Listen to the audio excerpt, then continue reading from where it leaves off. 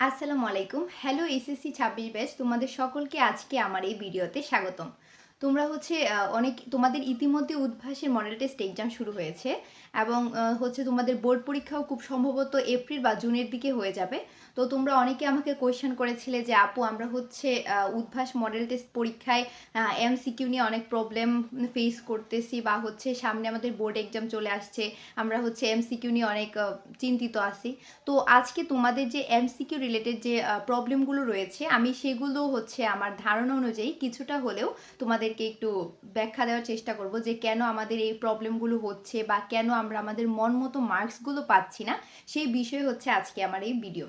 তো প্রথমত হচ্ছে অনেকে আমাকে বলেছে যে আপু আমি হচ্ছে অনেক অনেক এমসিকিউ প্র্যাকটিস করে গিয়েছি, কিন্তু হচ্ছে দেখা গেছে যে উদ্ভাসে অনেক মানে প্রশ্ন দেখার পর আমার মাথা হচ্ছে ঘাবড়ে গেছে, তো হচ্ছে আমি আনসার করতে পারিনি।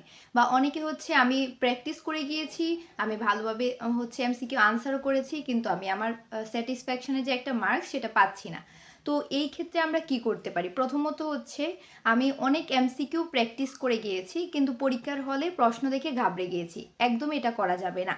প্রথমে হচ্ছে একটা এমসিকিউ প্রশ্নের প্যাটার্নে মূলত হচ্ছে ২ টাইপের প্রশ্ন থাকে। প্রথম হচ্ছে একটা ইজি প্যাটার্নের টাইপ থাকবে, আরেকটা হচ্ছে হার্ড লেভেলের, আরেকটা হচ্ছে মিডিয়াম টাইপ।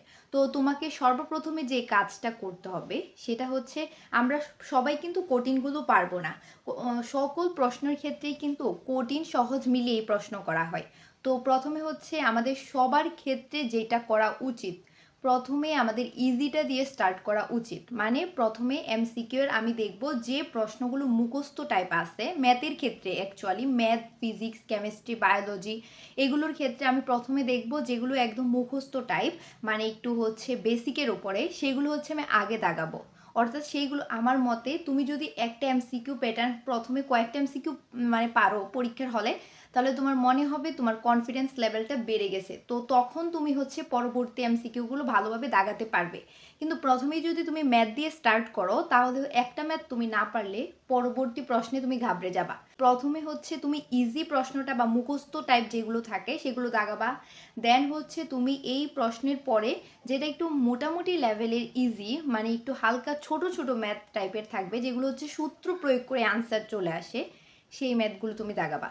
দেন লাস্টে হচ্ছে যেগুলো একটু ট্রিকি ম্যাথ টাইপ, মানে সরাসরি সূত্র থাকে না, মানে একটু হচ্ছে এটাকে আমার জেনারেল নলেজটাকে কাটিয়ে তারপরে হচ্ছে এটাকে লিখতে হয় বা হচ্ছে এটাকে বিভিন্ন সূত্র অ্যাপ্লাই করে বিভিন্ন কম্বিনেশনের ফলে ম্যাথটাকে সলভ করতে হয়, তারপরে হচ্ছে তুমি সেটাকে দাগাবা। আর দ্বিতীয়ত হচ্ছে আমরা অনেক সময় হচ্ছে বাসায় প্র্যাকটিস করি না, জাস্ট হচ্ছে পড়ে